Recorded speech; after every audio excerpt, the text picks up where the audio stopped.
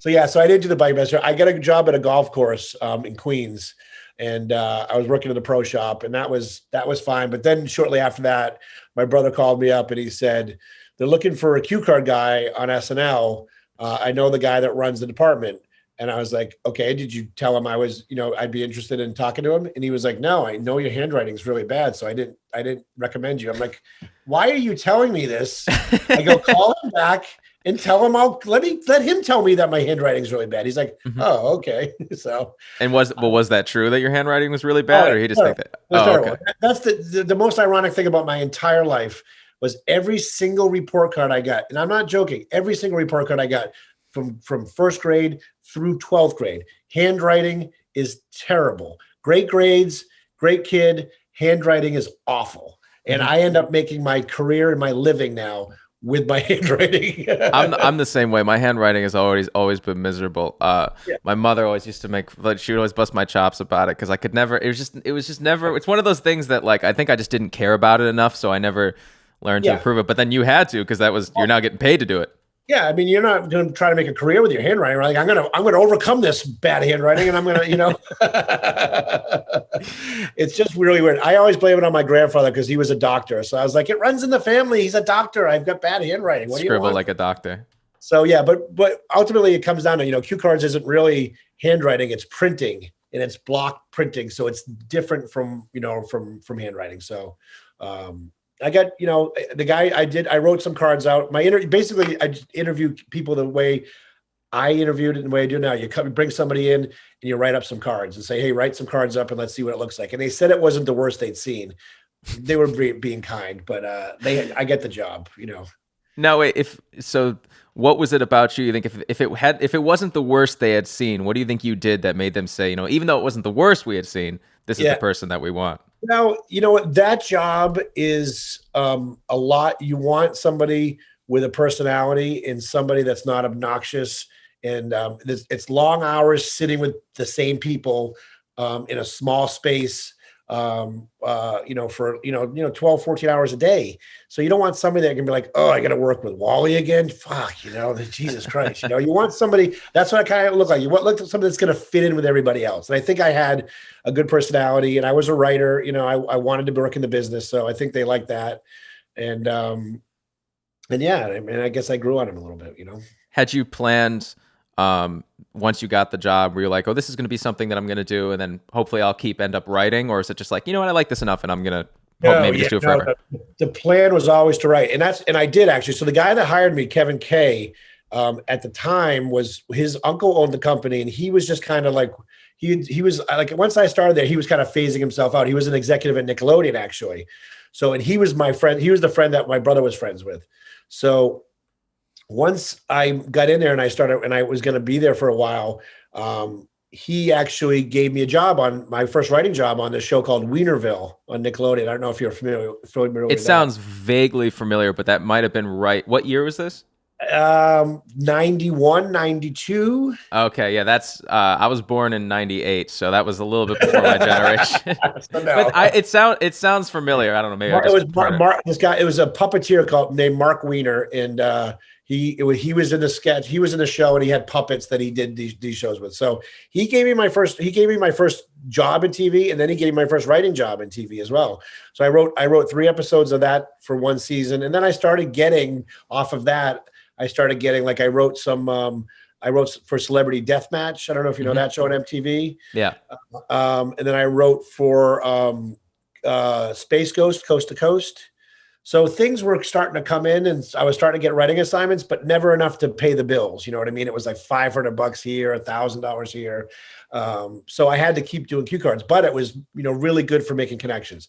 Then I started writing jokes for Weekend Update, and I started. That's $50 a joke, but that was still again, it's a great credit to put on a resume. I'm writing jokes for Weekend Update for SNL. Is that So. $50 a joke that actually gets picked, or is it you Has submit to a be on. list? Has to be on the show. You could Yeah, turn in 200 jokes, but you're only getting paid if it makes it on the show. Yeah, gotcha. And so you were doing cue cards and writing weekend update jokes. yeah. This is how young and you remember how much energy you have and stuff. So I would do cue cards from 11 in the morning until 11 or 12 at night. on Friday night, and then I would go up to the 17th floor and I'd write jokes from midnight to 4 a.m. Try to get like sitting around a table with Norm Macdonald pitching jokes, and then I'd go home, get some sleep, and go back to work and do the whole show. So yeah, Mm-hmm. it was fun though. It was great. God, Norm was one of the greatest Weekend Update people. I mean, he's one of Oh, the greatest SNL people ever. unbelievable. Unbelievable. He loved to end. He would end it. You want to end. A lot of guys would want to end it like a newscast or a set on like their best joke. He would end it on the most controversial joke that sometimes he didn't want to get a laugh. He wanted to get another response, and Yeah. he loved that. It was so great. Yeah, One of so the funniest joke I think I ever heard Norm do on Weekend Update was right after OJ was acquitted, and there's like, "Hi, welcome to Weekend Update. Breaking news: murder is now legal in California." And the audience just like they laughed, but you could tell yeah. that there's like that uncomfortableness, and that's still one of the greatest moments I've ever seen on that Yeah, no, Weekend Update. I think I wrote a couple OJ jokes that made it on with him because if you wrote a good OJ joke, he could not turn it down. He just he loved it. He did one at I think it was the ESPYs, where someone won an award, and he's like, "Now remember, they can't take this from you unless you murder your wife and a waiter." And it's just that was one of them so uncomfortable because it was all these people in sports, and it was just man, he was the best. He was awesome. I love Norm. He was great. Do you remember any particular jokes of yours that landed that you really liked? I don't think I can remember anything specific. Like I said, I know I had a couple OJ jokes in there, and it was about ended probably with stabbing your wife, kind of thing. But it was so long ago, Did they ever give you trouble for that kind of stuff where it's like, we would like there's certain limits of what you can and can't do? No, no, especially with Norm when Norm was running it. Nope, there were no limits, and he got fired over. He got fired over it. So Yeah, I know. maybe there should have been limits, but no, Hey, he's doing okay. I think he landed on his feet. he's doing fine. He's great. He's And great. so, what were your first assignments like when SNL picks you up to do cue cards? What were your first Yeah. couple days like? So this is what's really interesting. So Kevin hired me, but the guy running the department was Tony Mendez, and I don't know if you know that name or not, but he ran Letterman. He was Letterman's cue card guy for years and years. He ran the department, and he was really, really strict. Really good guy, but really strict. So he didn't think my printing was good and up to speed. So for the first 6 shows that I worked on, they didn't use any of the cards that I printed. So I would print sketches or dupe sketches, we call them when you copy sketches. And because Tony didn't think it was neat enough, he wouldn't put it out on the floor. And the other people working with me had to print extra because they weren't using my cards. So he kind of wanted me to get fired because he really didn't think my printing was good. But Kevin, because he was friends with my brother, gave me the job.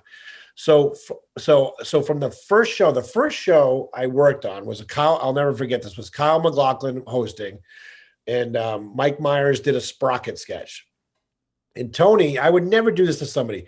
Tony gave me the first 6 cards of that sketch, and they were the only 6 cards that Mike Myers was reading off of. So if I screwed it up, the whole sketch would be screwed up. And that was your first That was real my assignment?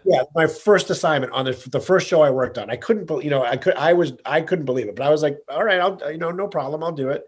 And the Kevin K, the boss, the real boss, stood behind me as I don't know what he was going to do if I screwed up. He was going to pick up the cards and hold them in case I did, but he was standing behind me. The sketch started, a live show. I did the cards perfectly, went back to cue cards, and Kevin K was like, I've never seen anything like that before. I go, what? He was like, your entire body was shaking, but the cards were perfectly still. I don't understand what just happened. So the next week I was holding 3 sketches, and I'll never forget it. 3 sketches. One, I was on the top of a ladder. One, I was lying on my stomach. And then, so he was testing me. This is clearly, and one was like 50 cards. He was testing me. For some reason, I don't know why, I picked up the holding thing really well. Like I was really good at it, like right from the start. So for him trying to get me fired by screwing up actually showed him that, like, oh wait, this guy can hold pretty much anything I give him. So, okay, his printing's not great. I'll work with him on that, but his holding is really good. He can be an asset to somebody. Because when it comes down to it, the timing and with the holding of cue cards is really the important thing to help the actors. And I guess the other guys weren't as good, even though they'd been working there for a couple years.